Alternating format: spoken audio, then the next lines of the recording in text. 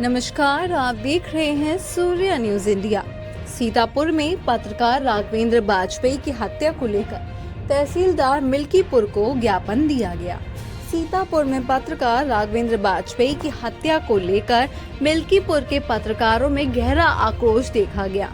National union of journalist Uttar Pradesh अध्यक्ष राणा प्रताप सिंह और महामंत्री विनय गुप्ता के नेतृत्व में मिल्कीपुर तहसीलदार सुमित कुमार सिंह को मुख्यमंत्री को संबोधित 4 सूत्रीय कर ज्ञापन देकर दोषियों के विरुद्ध कड़ी से कड़ी कार्रवाई करने की मांग की। पत्रकारों ने शासन से पीड़ित परिवार को 1 करोड़ रुपए की सहायता देने तथा पत्रकार सुरक्षा कानून लागू करने की मांग की। मृतक पत्रकार राघवेंद्र बाजपेयी के परिवार को समुचित सुरक्षा प्रदान करने की मांग की। अवगत कराना है कि सीतापुर जिले में पत्रकार राघवेंद्र बाजपेयी की गोली मारकर हत्या कर दी गई, जिसको लेकर पूरे देश के पत्रकारों में आक्रोश व्याप्त है।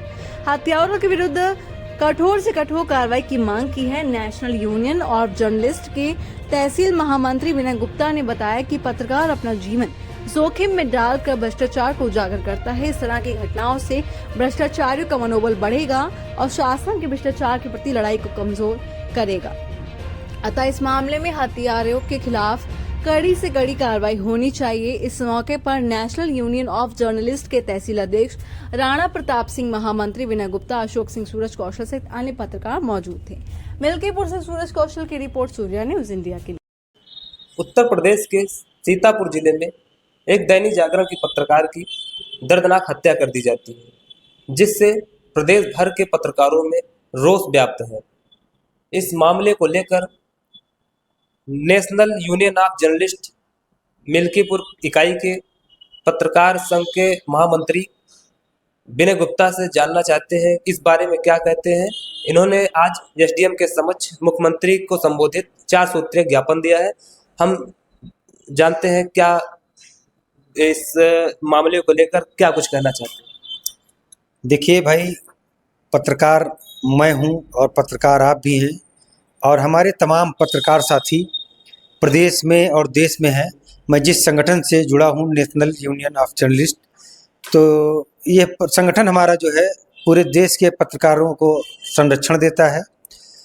और ये अभी जो अपने पत्रकार साथी राघवेंद्र बाजपेयी जी की निर्मम हत्या हुई है सीतापुर में, ये एक ऐसी घटना है जिसने प्रदेश को हिला के रख दिया।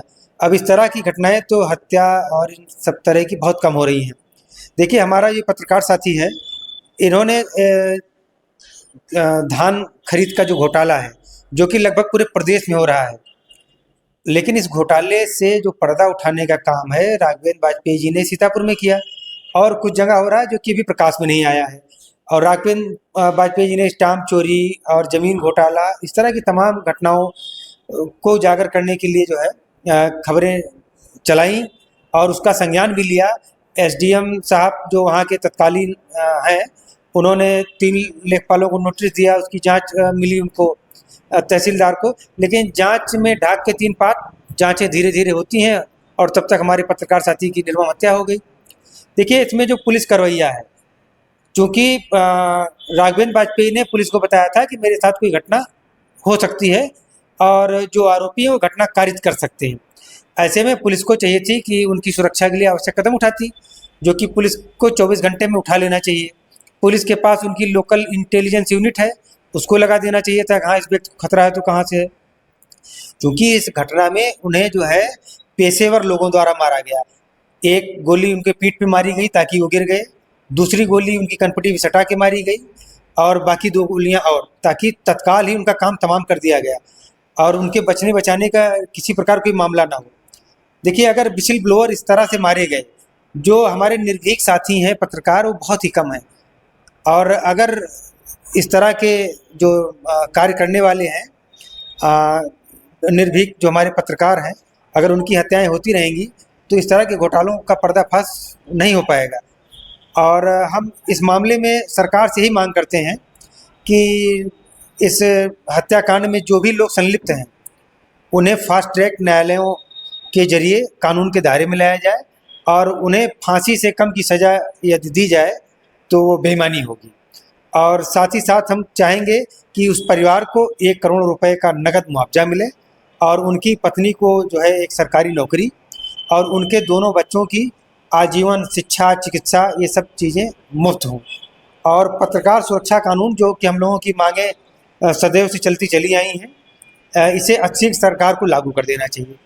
और यही हम चाहेंगे कि यदि कोई भी विसिल ब्लोअर अपनी सुरक्षा की मांग पुलिस से करता है और तत्काल जो है पुलिस को उसकी सुरक्षा के लिए तत्पर होना चाहिए। धन्यवाद। पूर्व में भी कई पत्रकारों के साथ इस तरह की घटनाएं घट गई हैं प्रदेश में। इसके बाद भी पत्रकार सुरक्षा कानून के बारे में किसी की तरह कोई बात नहीं हो रही है, इस पर क्या कहना चाहिए? देखिए, पत्रकार सुरक्षा कानून के लिए प्रदेश के हमारे कई माननीय विधायकों ने और देश की संसद में भी एक दो सांसदों ने आवाज़ उठाई थी, लेकिन जो आवाज़ उठाई थी उस पर किसी भी प्रकार का संज्ञान सरकार द्वारा नहीं लिया गया। देखिए, प्रेस आज़ाद है तो प्रेस को आज़ाद रहने दीजिए, लेकिन पत्रकारों को जो है धरती से आज़ाद ना करिए, ये हमारा कहना है। तो अगर जब पत्रकार सुरक्षित रहेगा तो जो हमारा ये चौथा स्तंभ है उसे सुरक्षित रखिए, ताकि ये जो तमाम तरह की सनसनीखेज घटनाएं हो जाती हैं, तमाम तरह के भ्रष्टाचार हो जाते हैं, इनसे पर्दा उठाने में जो है जो हमारे खोजी पत्रकार बंधु हैं उनका एक बहुत बड़ा योगदान है। धन्यवाद। बहुत बहुत धन्यवाद। तो हमारे साथ थे नेशनल यूनियन ऑफ जर्नलिस्ट के महामंत्री विनय गुप्ता जी। इन्होंने अपना विस्तृत जानकारी दिया हमें। बहुत बहुत धन्यवाद।